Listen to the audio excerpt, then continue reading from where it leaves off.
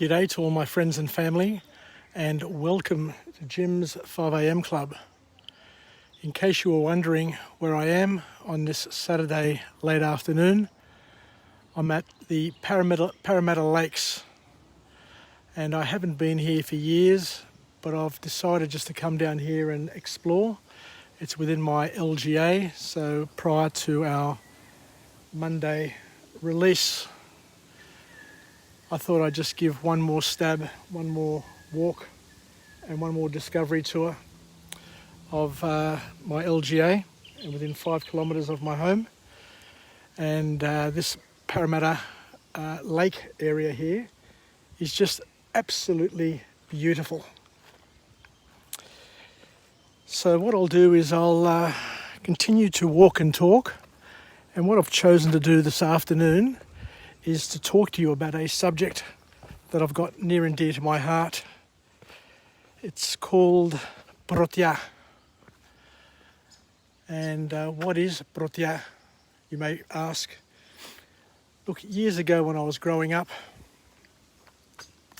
my mother, I'm an only child, my mother always told me that the best way to live your life is to have Protia.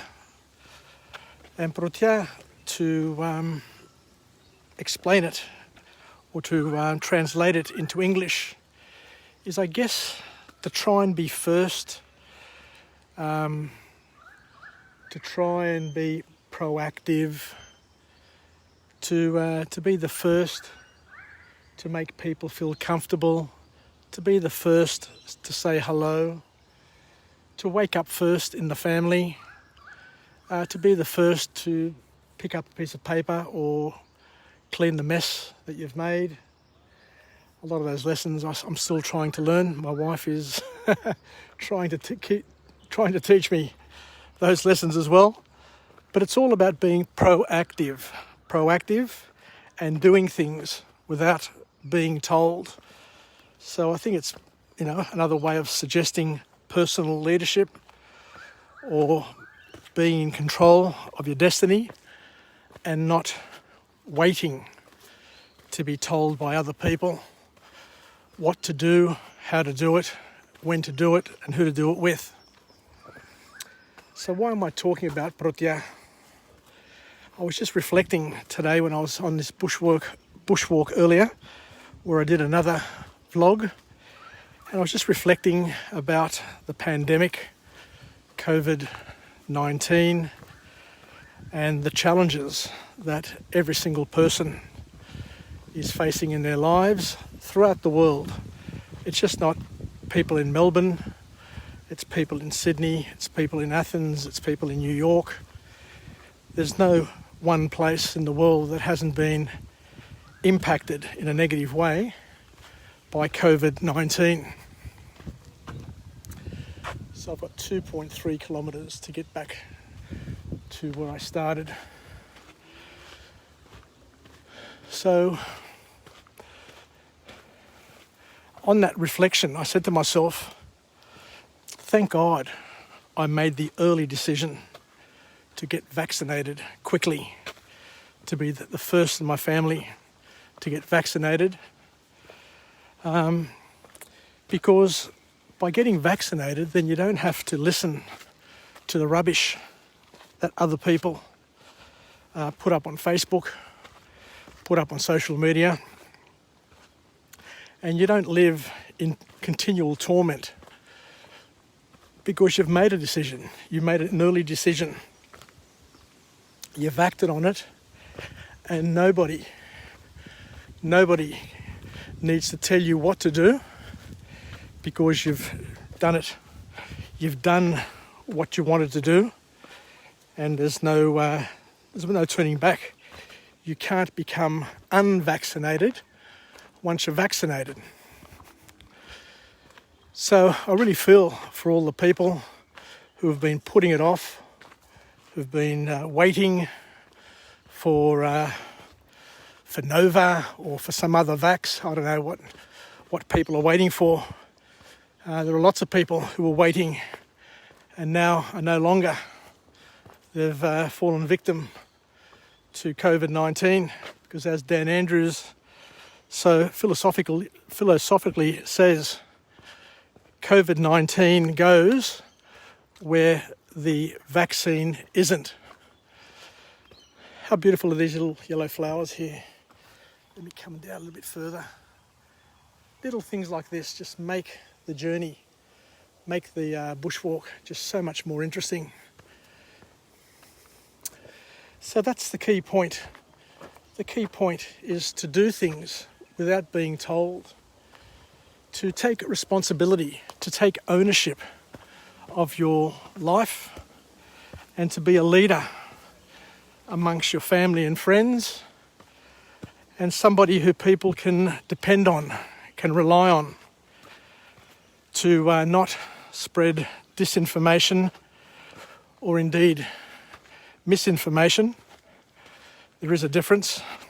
Misinformation is when people spread information that they're not certain about because they don't have the qualifications to know if it's right or wrong.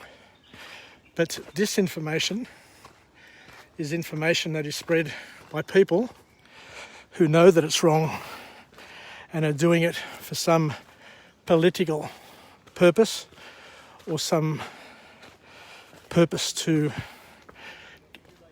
allow them to gain favour and advantage. Anyway, I'm up on the Hyde side here now, and we're just heading back around to the other side. So the concept of Protia is a call to action, and the call to action for each and every one of us is, as of now, whenever you get an opportunity, and I missed the opportunity there, I should have said hello to the people who were coming past, but they were having a bit of a chat, so I didn't want to be rude and interrupt their chat. But it's a call to action to take strong leadership in your life, in your family, and to know what you stand for and what you don't stand for.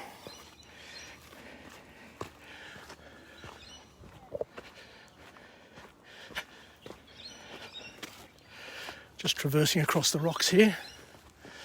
So that's it in a nutshell. Because about 2 months ago, I heard a 17-year-old student, she was just preparing for a HSC, and she said, and it really, really made an impact on me, the reason I'm getting vaccinated is to protect myself, protect my family, and also that I no longer need to listen to the no longer need to listen to the negativity and BS that is being spread on social media amongst a small but very, very vocal and very, very angry group of people. I really don't know what drives them. I really don't know what their problem is, what their challenge is. You know, the so-called freedom wankers and the anti-vaxxers who want their freedoms, want everything without having to give up anything, are happy to go on a illegal protest and spike the numbers like we see in Melbourne. You know, the people who don't follow the rules causing great alarm and a great challenge to the people in Melbourne who are following the rules. We had the same issues here in Sydney, and had Gladys gone into early lockdown, strict lockdown, I think that by now we would have had lockdown fatigue at a much higher rate, and who knows how the numbers would have been going, but at the current rate they're going well. I'm pleased to announce that probably tomorrow the vaccination rate in New South Wales will hit 90% first vaccine. which is absolutely phenomenal, given that Australia started off slow. Whilst we had plenty of supply of AstraZeneca, the anti-vaxxers, the troublemakers made a huge amount of fuss, which caused fear, uncertainty and doubt. So in order to put the numbers into perspective in terms of how many people are reported to have died, and it's been caused by the AstraZeneca vaccine, do you know how many there are in total? I'll tell you what they are. I'll tell you the number. It's 1 man and 1 woman over the age of 60 who has died as a direct cause or a probable cause from the AstraZeneca vaccine. So a lot of people will say, but there are hundreds and there are thousands of people who have died, and so-and-so had a stroke, and the other person had a heart attack, the other person had kidney stones, and blah, blah, blah. And I'm sorry to use that blah, blah, blah, because it's been stolen by the young girl. And but it's very, very hard and almost impossible to suggest that the vaccine caused strokes and all of these other conditions. I guess the point that I want to try and make now is that given that 90% of New South Wales people over the age of 16, and dare I say at the rate that the 12s to 15s are going, we're going to have 90% or better of 12 and over fully vaccinated in Australia, hopefully by Christmas. So given that there are so many people that have been vaccinated, if there were any real problems, if there were any real issues, they would have certainly surfaced in Australia by now, and most certainly would have surfaced throughout the world, because there has never been a time in the history of mankind where there is one medication or a group of medications that have been under so much scrutiny as what the COVID-19 vaccinations are. Everybody's got their nose up everybody else's backside. So if anything goes wrong, surely it'll make the headlines. Surely it will be a matter to be addressed by the governments of the world individually or in combination. So we need to back off and to understand that a lot of the issues that people talk about are fabricated and are really irrelevant. So I'm about to finish off now. So I've got a nice little vista just over here. So let me climb down these rocks and show you another view of Lake Parramatta. And it would be nice here to come down here with the grandchildren and pull out and grab a raft or a canoe and just paddle around. What a wonderful experience that would be. It's the sort of thing that I would have loved to have done with my parents. But back in the day, my parents worked 7 days a week, and I don't even recall, to tell you the truth, I don't even recall going on holidays with both of my parents at the same time.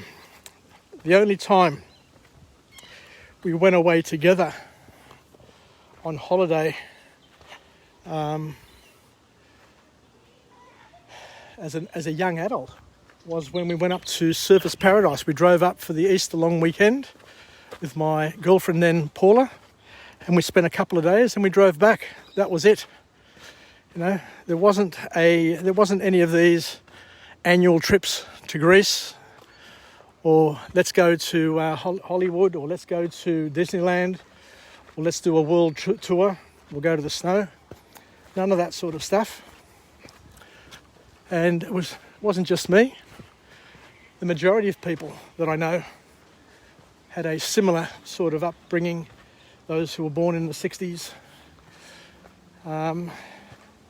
back in the days when families worked hard in order to establish themselves, build a property portfolio, and to educate their children, send them to university, and to live a good life, or at least to provide for their children and grandchildren to ensure that they had a steady and stable life. Okay then, I think I'll finish it off here. So thank you very much for taking the opportunity to join me on this episode of Jim's 5am Club. And I'm coming to you from Lake Parramatta. On the Saturday before lockdown ends across the whole of Sydney.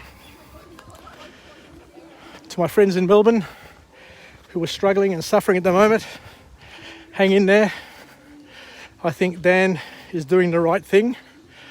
It's just that the people in Melbourne are suffering fatigue. They're suffering lockdown fatigue and not following the rules anymore and allowing Delta to get out of hand, which may put a significant impact on the medical system. I'm hoping it won't, but and I hope that the Melburnians work together to increase their vaccination rate so that at least they're protected as best as possible. Yassas, take care, and I look forward to coming to you again from a different location with a different message, a message of empowerment, where we can highlight and showcase the beauty of our wonderful city of Sydney and learn something along the way. Yassas, and take care. Bye for now.